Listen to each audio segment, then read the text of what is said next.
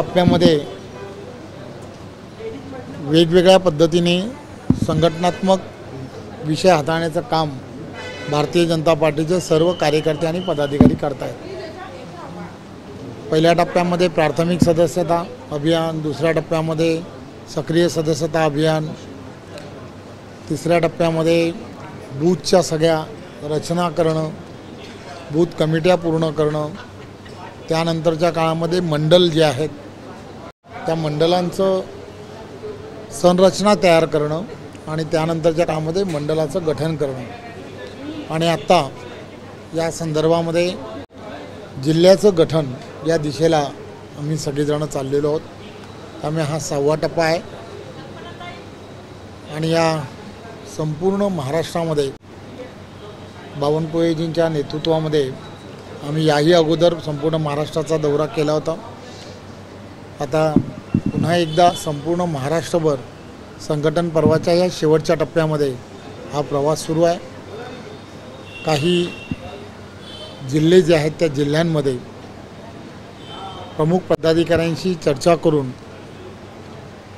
या सर्व प्रक्रिया ज्या आहेत त्या प्रक्रिया पूर्णत्वाच्या दिशेने घेऊन जाणं हे अत्यंत गरजेचं आहे आणि त्या दृष्टिकोनातून आजची ही विदर्भामधली असणारी बैठक आहे। मंडळ संरचनेमध्ये बदल करण्यात आला, जिल्हा संरचनेमध्ये पण तसं काही बदल करण्याचं नियोजन आहे का?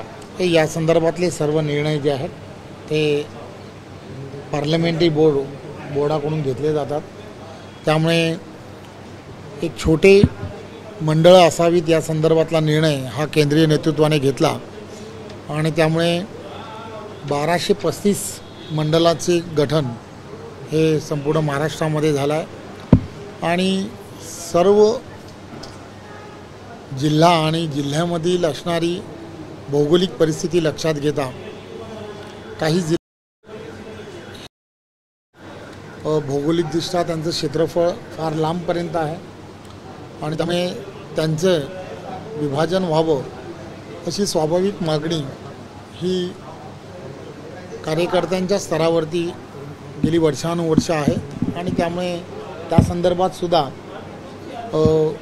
जे प्रपोजर आहे ते प्रपोजर आम्ही केंद्राकडे पाठवलेला आहे। मला खात्री आहे की त्या संदर्भातला कदाचित पॉझिटिव्ह निर्णय झाला तर काही जिल्हेसुद्धा त्यामध्ये जिल्ह्यांचं विभाजन होऊन पार्टीच्या कामामध्ये अधिक सूत्रता येण्यासाठी त्याचा फायदा आहे। त्या संदर्भातली माहिती आता सांगणं उचित नाही, त्यामुळे आम्ही ते सगळे पाठवू। ॲक्शन घ्यायला तयार आहे, मात्र राजकीय इच्छाशक्ती कमी पडते असा प्रकाश धन्यवाद।